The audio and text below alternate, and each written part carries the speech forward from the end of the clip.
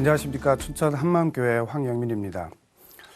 저는 복음이 선포되고 또 그 복음으로 인해 많은 사람들이 살아나고 또 생활이 변화되는 그런 놀라운 교회 안에 있으면서도 늘 주변인으로 머물다가 드디어 오직 주만이 간증을 통해 제가 주인된 죄를 회개하고 마음의 예수님을 주인으로 모시게 된 간증을 나누려고 합니다. 오직 주만이 13회 그 정영기 선생님의 간증에서처럼 세상이 정말 살만했고 아름답고 신나는 곳은 아니었지만 그래도 나름대로 계획했고 도전했던 일에 대한 성과가 있어서 그런 대로 저에게만큼은 살만한 세상이었습니다. 심각히 어려웠던 사회 경제적인 여건이었었지만 지나칠 정도로 긍정적이었고 또 항상 감사하는 마음을 갖고 살았어요. 힘들고 어려웠던 시기가 분명히 있었겠지만 1회 때 나왔던 그 진창목 형제의 간증에서처럼 세상에서 실패하고 엎어져 있는 사람들은 뭔가 나태하거나 나약하거나 아니면 의지에 문제가 있는 사람들이다. 이렇게 생각한 적이 적지 않았었습니다. 또 권력이나 명예, 또 많은 돈 이런 거에 관한 욕심도 부리지 않았고요. 그저 소박한 꿈을 하나하나 이루어나가는 그런 행복감으로 살았습니다. 그런데 언제인지 기억은 나지 않지만 하나님은 사랑이시라 하는 이 말씀에 의구심을 갖게 되었고 그래서 예수님과 멀어져서 문화적인 기독교인이 되었습니다. 당시 제 생각으로는 아니 내가 태어나고 싶어 태어난 것도 아닌데 태어나게 해놓고는 사랑이시라는 이 하나님이 고작 한 7, 80년 정도 살면서 한 일을 가지고 인간의 평균 수명과는 아주 비교가 안 되는 그 긴 영원한 시간을 천국, 지옥 딱 이렇게 구분해서 처분한다는 것이 이해가 잘 되지 않았습니다.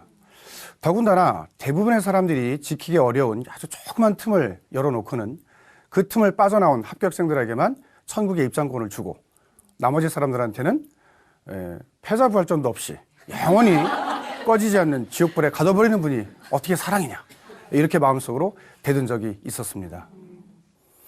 또 이럴 때는 마가복음에 나오는 그 지옥의 모습이 참 잘도 믿어지더라고요. 우리 인간에게도 지방법원의 1심, 고등법원의 항고심, 대법원의 상고심 이렇게 3심 제도가 엄연히 보장되어 있고 또 전쟁 중인 군인도 아닌데 단심 재판으로 영원한 사형장으로 인간을 끌고 가는 그 무시무시한 하나님 이렇게 이해를 했었던 것 같아요. 또 그럴듯하게 포장된 인문학적 질문과 고민들 또 과학적이고 합리적인 것처럼 보이는 논리와 지성 이런 거 앞에서 예수님을 믿어야 할 이유를 당당하게 설명하지 못해 많이 당황한 적도 있었습니다. 또 이런 소리도 들었어요. 이순신 장군이 천국 갔어 안 갔어? 야 미개인들은 예수님의 예자도 못 들어봤을 텐데 그럼 다 지옥 가냐?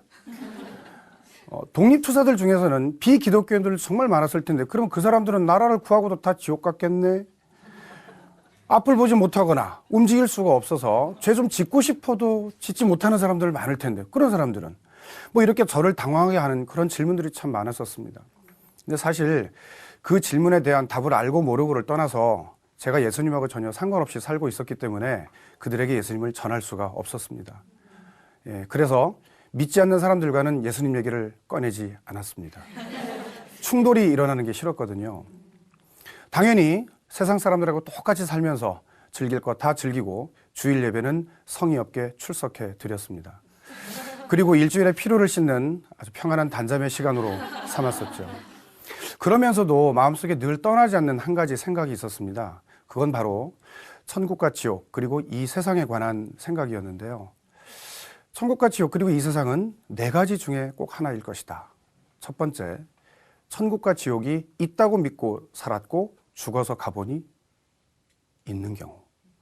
두 번째, 천국과 지옥이 있다고 믿고 살았는데 죽어보니 없는 경우. 세 번째, 천국과 지옥이 없다고 믿고 막 살았는데 죽어보니 없는 경우. 자, 이 세 가지 경우는 조금 억울하거나 허탈할 수 있을지 모르겠지만 그래도 큰 문제는 아닐 겁니다. 그런데 나머지 하나가 정말 큰 문제잖아요. 천국과 지옥이 없다고 믿고 막 살았는데 죽어보니 있는 경우. 이건 정말 큰일입니다. 어떻게 다시 물릴 수도 없는 노릇이고요. 그렇게 막연한 두려움을 가지고 집을 연채 생활을 쭉 해왔습니다. 연애 시절 제 아내가 저를 토요 찬양 예배를 데려가기 위해서 했던 말인데요. 이 땅에서는 우리가 아무리 사랑을 해도 함께 할 수 있는 시간이 길어야 고작 50년 정도밖에 안 된다. 저 천국에 가서 영원히 함께 해야 되지 않겠느냐. 이런 사랑 고백과 목사님의 설교의 중간쯤 되는 그런 고백에 정말 감동을 받았었습니다.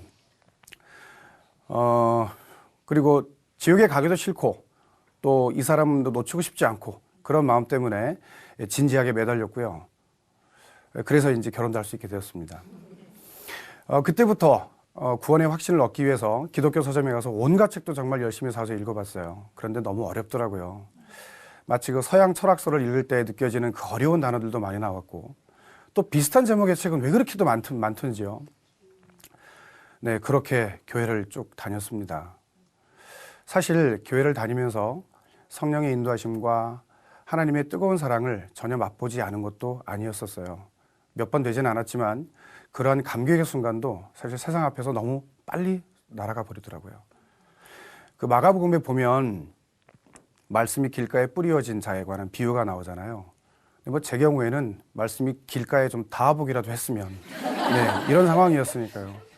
말씀의 씨가 땅에 닿기도 전에 공중에서 휙 하고 없어지는 그런 형국이었습니다. 하지만 세상 일에 대해서는 제 아내도 감탄하고 부러워할 정도로 정말 부지런했습니다.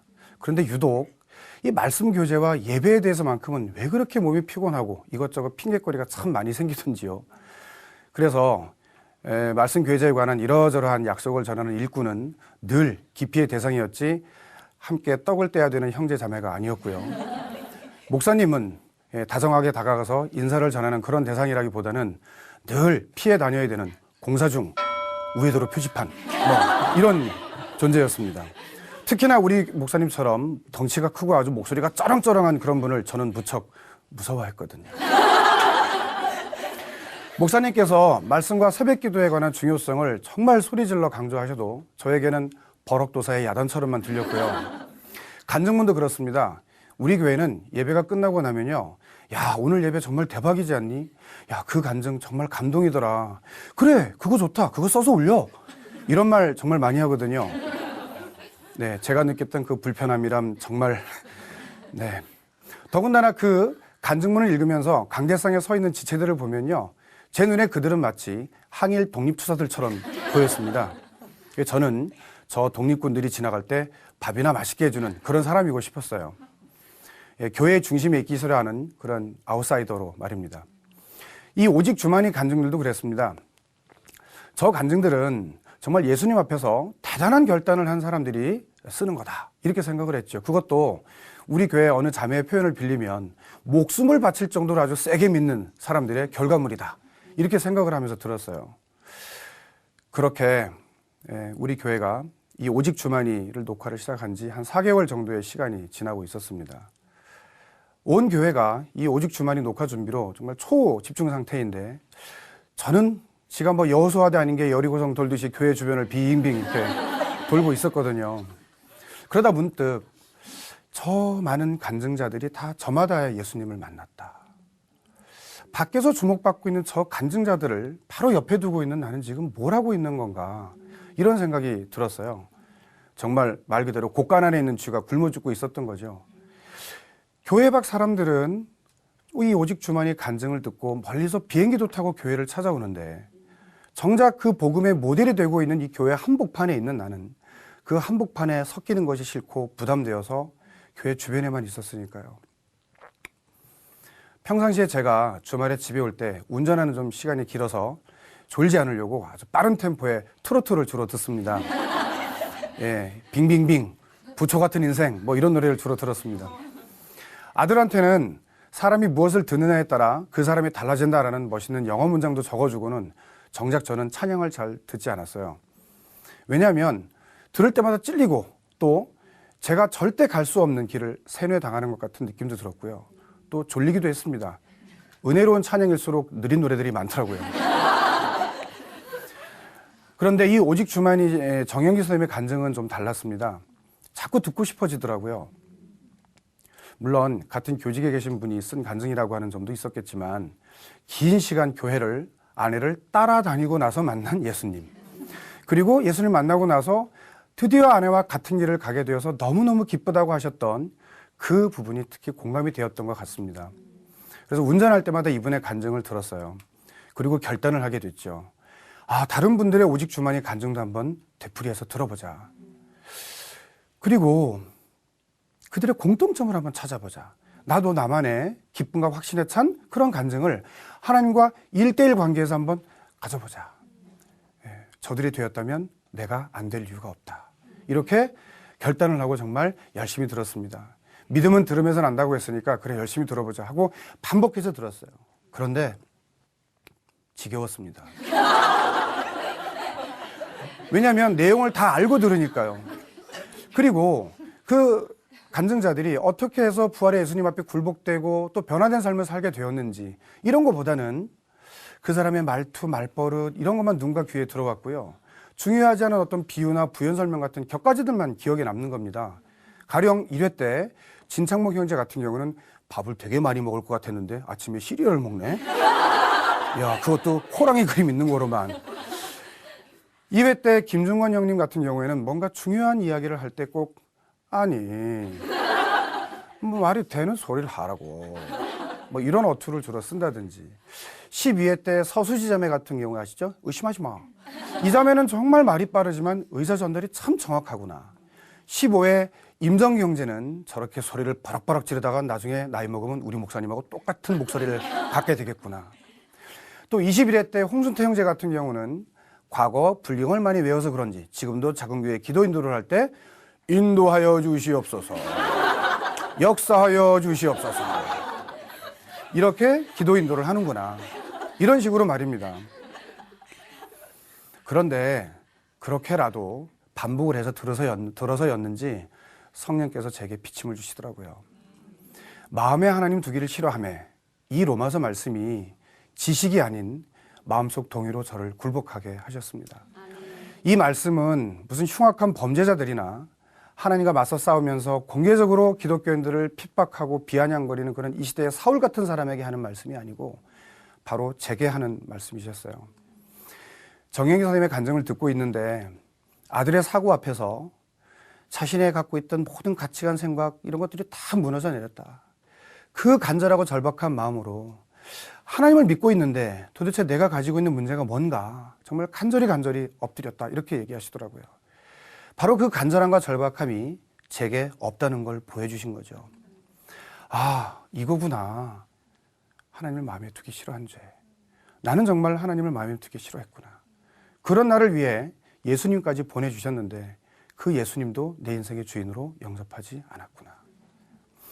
부활이라고 하는 역사적인 증거 앞에서 너희들이 충분히 믿을 만한 사랑이라고 하는 하나님의 외침 앞에서 제발 제가 주인된 죄를 깨닫고 저의 주인이 되어 주십시오 하는 그 간절함으로 의뢰하지 않았구나.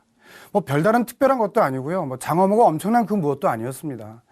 제가 하나님을 간절하게 찾지 않았다는 것은 결국 그만큼 저한테 하나님이 필요 없다는 뜻이 되었고요.